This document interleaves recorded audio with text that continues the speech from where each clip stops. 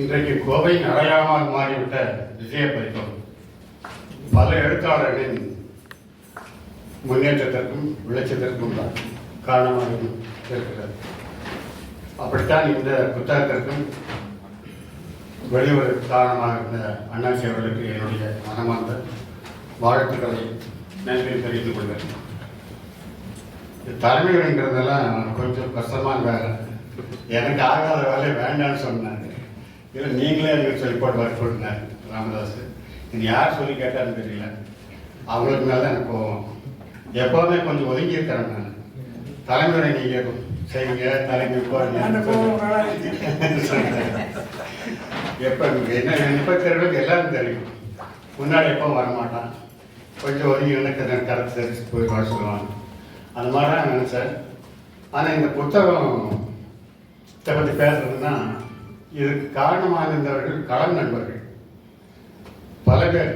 முதல் சொல்லிட்டார், நன்றி சொல்லிட்டார், சதை சொல்லிட்டாரு, துறைமுகம் சொன்னார்.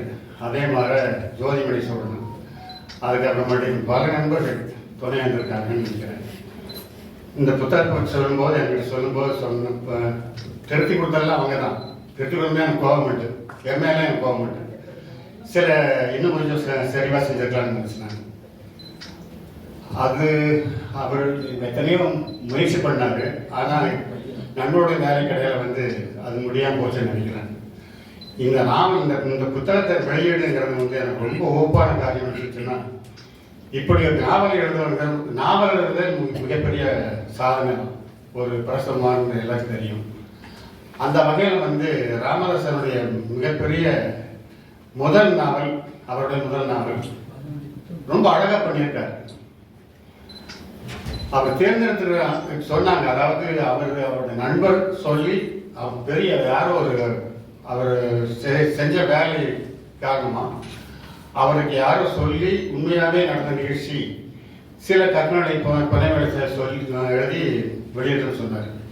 உண்மை கூட அப்போ இப்படி ஒரு நாவல் வந்துருந்துச்சுன்னா, எனக்கு இதுதான் முதல் நாவல் நினைக்கிறேன். அதாவது தஞ்சை இந்த பரிசளிப்பெல்லாம் கொடுக்குறாங்க இல்லையா, தஞ்சை கலை தஞ்சாவூர் படைப்பு தமிழில் வரல, இது வரைக்கும் வரல. ஏன் எழுதலைன்னு தெரியல. தஞ்சாவூரில் மிகப்பெரிய ஆளுமையுள்ள எழுத்தாளர் இருக்காங்க. சீஜா சொல்லலாம், தஞ்சை படையா சொல்லலாம், இன்னும் பல பேர் சொல்லலாம். அவங்கெல்லாம் கண்ணில் ஏன் படலை, இவங்களுடைய வாழ்க்கை முறை ஏன் படலை, இவங்க பட்ட துயரங்கள் ஏன் படலை எனக்கு தெரியல. அப்படி ஏதாவது எழுதியிருக்காங்க. நான் இதுவரை நான் படித்த அளவுக்கு எனக்கு தெரியல. எழுதியிருக்க வேணும். இப்போது ராமதாசனுக்கு அப்புறமேட்டு நினைக்கிறேன், ஏன் இது வரைக்கும் இப்படிப்பட்ட சூழல் வாழ்ந்து கொண்டிருக்கிற அந்த மக்களை பற்றிய உண்மைகள் ஏன் வெளியே வரலன்னு தெரியல. நெசவாளர்களை பற்றி தெரியும் நமக்கு, அவங்க எவ்வளோ கஷ்டப்படுறாங்கன்னு தெரியும். அதே மாதிரி இந்த தஞ்சாவூர் தட்டு வேலை செய்கிற அந்த குடும்பங்களை பற்றி ஏன் எழுதுறது தெரியல. எழுதியிருக்க வேணும். முதல் நாவலாக முதல் வெளியீடாக ராமதாஸ் முயற்சி பண்ணி வெளிக்கொண்டு வந்திருக்கிறார். அவருடைய ஏன்னா தமிழுக்கு புதுசாக வரும். எந்த ஒரு படைப்பும் புதுசாக கொண்டு வரும்போது தான் அது பேசப்படும், நினைக்கும். அதை அந்த மக்களை பற்றிய சிந்தனைகள் உருவாகும். அது ரொம்ப முக்கியம். அந்த வகையில் அவன் வாழ்ந்த வாழ்க்கை உண்மையிலே சின்ன யாரும் புனைவு இருந்தால் கூட அந்த மக்கள் வாழ்ந்த வாழ்க்கை, ஒரு குடும்பத்தோட வாழ்க்கை, அந்த குடும்பம் வாழ்ற வாழ்க்கை, பல பேர் வாழ்ந்த வாழ்க்கை, அதை இப்போ ஒரு படைப்பாக கொண்டு வரதுங்கிறது மிகப்பெரிய சாதனை சொல்லிட்டு ராமதாஸை பற்றி சில சொல்லிட்டு நாவல்ல போகிறேன். ராமதாஸ் களம் எனக்கு கலந்து நண்பர்கள் கடையில் கிடைத்த ஒரு பெரிய ஒரு நட்புக்கு ரொம்ப இலக்கணமான நண்பர். அவரை பார்த்து பார்த்தீங்கன்னா உணர்ச்சிவசப்பட்டு பேசுவார். அவருக்குள்ள இருக்கிற அவருடைய மனு சொன்னார். உங்களுக்கு என்ன சொல்கிறேன், அவருடைய மனைவி துணைவியார் வாழ்க்கை அவரோட எப்படி செய்தது பார்த்துச்சுன்னா, அவங்க வீட்டுக்கு போகிறாங்க, எல்லா நண்பர்களும் போகிறோம். போகும்போது அவருடைய இதே பார்த்தார். இன்னும் அவங்களுடைய துணைவியாரை தன்னுடைய படுக்கை பெட்டில் வச்சுட்டு இருக்காரு. இது அவர் சொல்லியிருக்காரா தெரியல. பல பேர் இப்படி ஒரு கணவன் தன்னுடைய துணைவியாரை பக்கத்தில் வச்சு ஃபோட்டோ வச்சுருக்கிறது இல்லை, இப்படி நான் பார்த்ததில்லை. அப்போ ஏற்பட்ட மகத்தான மனிதர். இன்னும் நெஞ்சில் வச்சுட்டு இருக்காரு. அப்படிப்பட்ட ஒரு பெண்ணை தான் இந்த நாவல்லே படிச்சிருக்காரு. அவர் பார்த்தீங்கன்னா அவருடைய கலை மனம்ன்றது ரொம்ப அற்புதமானது. சிவாஜி கணேசன், நான் என்னுடைய முன்னுரை எழுதியிருப்பேன், சிவாஜி கணேசன் ரசிகர் சொன்னார். ரசிகர் மட்டுமில்லை, இப்போ நான் கொஞ்சம் வெளியில் பேசிட்டு இருக்கும்போது அவர் தம்பி சொன்னார், ரசிகர் வெறியர். அப்படிப்பட்ட ஒரு மனிதர் பார்க்க முடியாது. சிவாஜி ஒரு நடிப்பை இப்படியெல்லாம் எடுக்க முடியுமான்னு கூட சொன்னேன். இன்னொருத்தன் அவங்க தம்பி சொன்னார், சிவாஜி சொல்லிட்டு கூட 6 மாதம் பேசாம தான் சொன்னார். இப்படி ஒரு ரசிகர் மனம் இருக்கும்போது ஆச்சரியமா இருக்கு. இருக்காங்க, சில பேர்லாம் இருக்காங்க. ஆனா இது இந்த ரசனைங்கிறது வந்து என்ன சொல்றது, ஒரு அன்பான ரசிகம், அன்பான ரசனை தான். இப்படி பாப்பார் அவர் வந்து வீட்டில் வச்சிருக்காரு, இந்த போட்டோஸ் எல்லாம் வச்சிருக்காரு. பழைய பழைய பழைய போட்டோ நிறைய மாட்டியிருக்காரு. போட்டோஸ் வச்சிருக்காரு, பழைய கலைப்பொருள் வச்சிருக்காரு. இந்த மதம்ங்கிறது வந்து ரொம்ப அபூர்வமாக இருந்துச்சு. மற்றவங்களை பார்த்துக்கலாம்னா எனக்கு ரொம்ப அபூர்வமாக இருந்துச்சு. அந்த வகையில் பார்த்தீங்கன்னா களம் போட்டதில் நீங்கள் பேசிட்டு இருக்க பூரணி பேசுவாங்க, இவருக்கு முன்னாடி வந்து உட்காந்துருப்பார். இன்னொருக்கா சொல்லுங்க, அதை பற்றி பேசுங்க, இதை பற்றி பேசுங்க பேசுவார். அவங்க புதுசு புதுசாக பேசுவாங்க, ஆங்கில நாவல், ஆங்கில இலக்கியங்கள் பேசியிருப்பாங்க. நீங்கள் ரொம்ப அவங்கள வந்து உற்சாகப்படுவார். எல்லா நம்மளுக்கு இடையில வந்து ரொம்ப ரசிகமான படைத்த மனிதர்.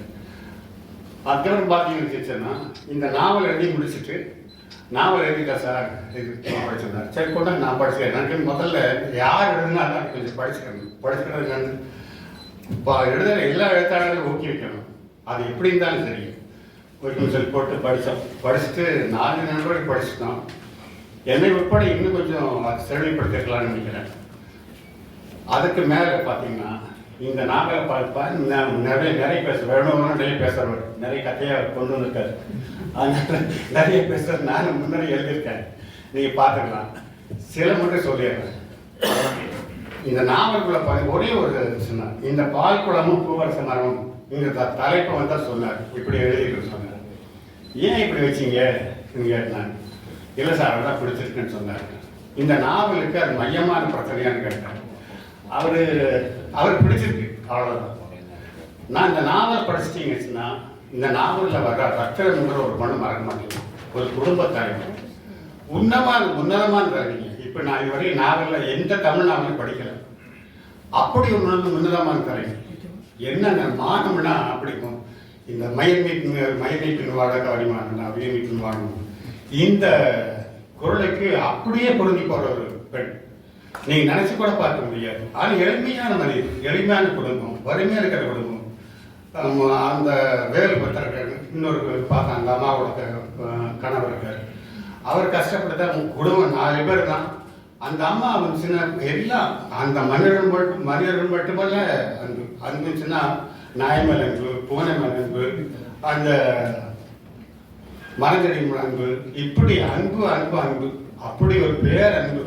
அந்த பேரன் நீர்ச்சிருச்சுன்னா அது அருள் தான் அருள்னு தான் சொல்ல முடியும். அன்புக்கு மேலான ஒரு கருத்தை சொல்ல முடியும். அப்படி ஒரு அன்பை நீங்கள் பார்க்க முடியாது மனுஷன். சிலர் இருந்து பார்த்தீங்கன்னா இந்த மன்னர்களில் எந்த வகையான வேறுபாடையும் ஏற்றுக்கொள்ளாத ஒரு குடும்பத்தலைவி. நீங்கள் நினச்சி பார்த்தீங்கன்னா இப்போ அந்த அம்மா வந்து ஒரு உதாரணம் சொல்லிடுறேன். அந்த அம்மா வீட்டில் வந்து அந்த புறக்கடைய வழியாக வந்து அவங்க மலைமொழிக்கு போகிற ஒரு பொண்ணு பாரு. அந்த பொண்ணு ஈக்குவலாக வச்சு உட்கார்ந்து பேசுறதுங்கிறது ரொம்ப முக்கியம்.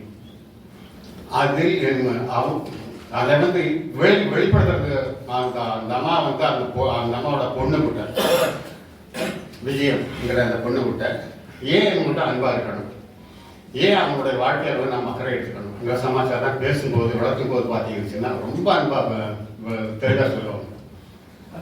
அந்த பொண்ணு வந்து ரொம்ப கேவலமாக இல்லை, ரொம்ப சாதாரணமாக பேசிடுது. அந்த பொண்ணை உட்கார வச்சு அவங்க இல்லைன்னா நம்ம வாழ முடியுமா? அவங்க என்ன நம்ம தொழில் செய்கிறோம், அவங்களும் ஒரு தொழில் செய்கிறாங்க. அவங்கள வந்து எப்போவுமே கேவலமாக ட்ரீட் பண்ணக்கூடாதுங்கிற சொல்லி அப்புறமேடி பார்த்தீங்கன்னா அதுக்கப்புறமேடி அந்த பொண்ணை அந்த சுத்தம் செய்ய வர அந்த பொண்ணை உட்கார வச்சு அந்த பொண்ணு முழுகாமல் இருக்கு. அந்த பொண்ணு கையில் வந்து தான் செஞ்ச உணவு கொடுத்து அந்த அம்மாவுக்கு அந்த பொண்ணுக்கு அவங்க அம்மாவுக்கும் இடையில ஒரு பிரச்சனை இருக்கு. அவங்க அம்மா அந்த பொண்ணோட பேசுறதில்லை. அந்த பொண்ணு விரும்பிய ஒரு இளைஞனுக்கு அது திருமணம் ஆயிடுச்சுங்கிறதுக்காக பெத்த தாய் பேசுறதில்லை. இந்த பொண்ணு இந்த ரத்தன்கிற அந்த குடும்ப தலைவி அவங்க அம்மாவோட பேசி இவங்க ரெண்டு சேர்த்து வச்சு அதுக்கப்புறமாடி இந்த பொண்ணு முழுகாம குழந்தை பிரசவத்துக்கு துணையாக போய் நின்று அது அவங்க எவ்வளவு அன்பா இருக்காங்கிற பற்றி பேசி ஒரு 2 பேரும் ஒரு சமரசம் பண்ணி வைக்கிற காட்சியெல்லாம் படிச்சு பார்த்தா நமக்கு புரியல. இவ்வளவு கீழறங்கி ஒரு தாய் மனத்தோட அந்த பொண்ணோட எதிர்த்து பேசணுச்சுன்னா இப்படி அதாவது ஒரு தன்னலம் பாராத ஒரு அன்பை பொழிகிற அந்த அன்பை பார்த்துங்க. அந்த நாவல் மிகப்பெரிய உன்னதமான ஒரு காரியம் பண்றாரு. இது வந்து இவர் இப்படியே அந்த பொண்ணு அப்படியே இருந்துச்சா இவரோட கற்பனையா தெரியாது. என்ன கற்பனையே ஆனாலும் அது மிகப்பெரிய வரவேற்க தகுந்த ஒரு கற்பனை தான். அது பேச ஏற்புரையில் சொல்லுவார் நினைக்கிறேன். அதுக்கப்புறம் மறுபடியும் அந்த அம்மாவோட குடும்பத்தினுடைய ரத்தனோட கணவருக்கு பாருங்க, அவருக்கு இடையில இருக்கிற அந்த ரத்தனத்துக்கும் அவருக்கு வேறுபட்ட இடையில உறவு இருப்பாரு, குடும்ப உறவு, கணவன் மனைவி உறவு, இதெல்லாம் நாம் நினைச்சு பார்க்க முடியும். ரொம்ப சின்ன செயலெல்லாம் ரொம்ப டச்சிங்காக சொல்லிட்டு போறாரு. அந்த ரெடிமேட் பார்த்துக்கிறது. அதுக்கப்புறம் பார்த்தீங்கன்னா அவருடைய உடல் உறவு விஷயம் ரொம்ப இருக்குங்க. அவர் எப்போ வந்துச்சுன்னா உடல் உறவு இருந்துச்சுன்னா அது இணைந்த மனங்கள் எப்போ உடல் இருந்துச்சுன்னா அந்த கிராம்பு இருக்கு பாருங்க, அந்த கிராம்பு வந்து 2 கிராம்பு இருந்துச்சுன்னா அன்னைக்கு வந்து உடலும் சேருன்னு ரொம்ப நான் படிக்கும்போது ரொம்ப நாகரிகமா நீங்கள் எந்த ஒரு மிகைப்படுத்தலும் இல்லாமல் எடுத்து போவார். அது ரொம்ப முக்கியம். ஒரு எழுத்தாளனுக்கு நீங்கள் மிகைப்படுத்தல் பண்ணி படிக்கிற வாசனை வந்து அதன் மேல் ஒரு என்ன சொல்றது ஒரு ஈர்ப்பை அதிகமாக கொண்டு போகிறது வந்து நல்லதில்லை. நீங்கள் ஜெயகாந்தன் அவர் படிக்கலாம், தீவிரண்ணாவை படிக்கலாம். இவங்க எல்லாமே அந்த உறவுகளை பற்றி மனித உறவுகளை பற்றி எத்தனை அழகாக எழுதியிருக்காங்க. அந்த எல்லை கூட போகிறார் மனசு. ரொம்ப ஒரு படைப்பாளிக்கு எந்த எல்லை அதனுடைய எழுத்து எந்த எல்லையோட நிற்கணுங்கிற சமாச்சாரத்தை ரொம்ப அழகாக எழுதியிருக்காரு. அந்த வகையில் ரொம்ப ஒரு சிறப்பான நாவல். நீ மற்றவங்க பேசணும், அதுக்கப்புறமேட்டு இடையில முடிஞ்சா பேசுகிறேன். நாவல் சொல்லிட்டே இருக்கல, எல்லா நாவலும் கதையை சொல்லிட்டு இருக்கிறது வந்து நல்லதில்லை. ஆனால் நீங்கள் ஒரு அந்த ரத்தனங்கள் தலைவர் சொன்னேன், ஏன் இந்த தலைப்பு நீங்கள் வச்சிருக்கீங்க? இந்த தலைப்பு வச்சு அவர் வந்து விடாப்படியாக இருந்தார், அதுதான் சார் தலைப்பு இருந்தார். இந்த தலைப்பு வந்து இப்போ அவரோட சகோதரோட பேசியிருந்தேன். அப்படி ஒரு குளம் இருக்கான், இந்த பால் குளம் இதில் வர ரொம்ப விரிவான அந்த ரத்தனம் வந்துங்க குளத்தில் மீன்களோட பேசுது. அதுக்கப்புறம் அங்கே இருக்க மரங்கொடியோட பேசுது. அப்படி ஒரு அழகான காட்சியை பார்க்குறாரு. அதோட அவருக்கு என்ன ஈடுபாடுன்னு தெரியல, அப்படி ஒரு ஈடுபாடு அந்த குழந்தை படிச்சோம்னா. அதாவது தொன்மங்கிறத வந்து கற்பனை சொன்னாலும் அதெல்லாம் கொஞ்சம் ஈடுபாட்டோட ஒரு இருக்கிறவங்க தான் ஒரு படைப்பாடு. அந்த படைப்பாடு மனநிலை ரொம்ப அதிகமாக இருக்குது ராமதாஸுக்கு. அவர் என்ன சிவாஜி பெரும்பாலும் அப்படித்தான் நினைக்கிறாங்க. எனக்கு வெறுப்புண்டு அவருக்கு சிவாஜி மேல இன்னும் நடிகை இருக்கிறான். அப்படி அண்ணா சொன்னார், மாநில மேடம் முடிந்தால் சிவாஜி மாதிரி நடிக்கலாம்னு சொன்னார். அப்பேற்பட்ட மகத்தான் நடிகை. அந்த நடிகரோட ரசிகர் அவர் எப்படியெல்லாம் அந்த இந்த நாவல் நடைன்னு ஒரு பெண்ணு நடை ரொம்ப நல்லா இருக்கு. அதாவது படிக்கிறவங்க சில குறைகள் எல்லா நாவலும் இருக்குன்னு ஜெயகாந்தன் கூட இந்த நாவலோட அர்த்தடிப்பார். அவரோட மிகப்பெரிய உன்னதமான நாவல் இருந்துச்சுன்னா குருநாவல் தான். பெரிய நாவலில் போனீங்கன்னா அர்த்தடிப்பார். அப்படி சில நடிகர் பட்பாடு இருக்காங்க, இல்லைன்னு சொல்ல முடியாது. ஆனால் இந்த நாவலை பொறுத்தளவு நீங்கள் ஒரு கேரக்டர், அதாவது அந்த ரத்தம்ங்கிற ஒரு பாத்திரம் பாருங்க.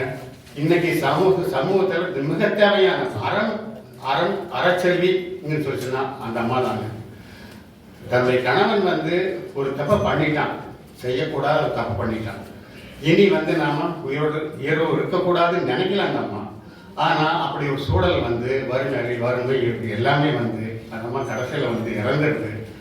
அந்த சோகம் இருப்பாங்க, அதையும் ரொம்ப அழகாக சொல்கிறாரு. நீ படிச்சு போச்சுன்னா அப்படி ஒரு பொண்ணு இருக்க முடியுமா? அந்த ஒரு பாத்திரத்திற்காக இந்த நாவலை எல்லாரும் படிக்கலாம். கண்டிப்பாக எல்லாம் படிச்சுட்டு திரும்ப பேசணும்னு நினைக்கிறாங்க. அப்படிப்பட்ட ஒரு நாவல் எழுதியிருக்காரு. முதல் நாவல் நிறைய கதை வச்சிருக்காரு, நிறைய கதை சொல்றாரு. இப்போ போகிற கதையை எங்களுக்கு சொல்லியிருந்தார். 4-5 கதை சொன்னார். ஏன் எழுதலைன்னு சொல்லிச்சுன்னா இல்லை சார் இது எழுதி முடிச்சுட்டு வரேன் எழுதணும்னு சொன்னார். அப்படி எழுதணும் அவர் என்ன கேட்டுக்கிறேன். இந்த நாவலை பொறுத்தளவு எனக்கு ரொம்ப பிடித்தமான நாவல். அந்த வகையில் வந்து முதல் நாவல்ங்கிறதுல நல்லாவே எழுதியிருக்காரு. அதனால் இந்த நாவல் படிச்சுட்டு எல்லாரும் பேசணும், வாங்கி படிக்கணும், அவரை உற்சாகப்படுத்த வேண்டும் கேட்டு இந்த வாய்ப்பை அளித்த விஜயவேலாயுதம் அவர்களுக்கும் அண்ணாசிக்கும் மற்ற எல்லா நண்பர்களுக்கும் வேண்டிய நன்றியை தெரிவித்துக் கொள்கிறேன். வணக்கம்.